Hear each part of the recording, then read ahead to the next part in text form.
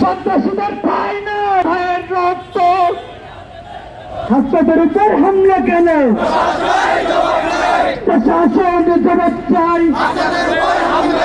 তুমি কে, আমি কে? হাসনাত হাসনাত আমার সোনার বাংলায়।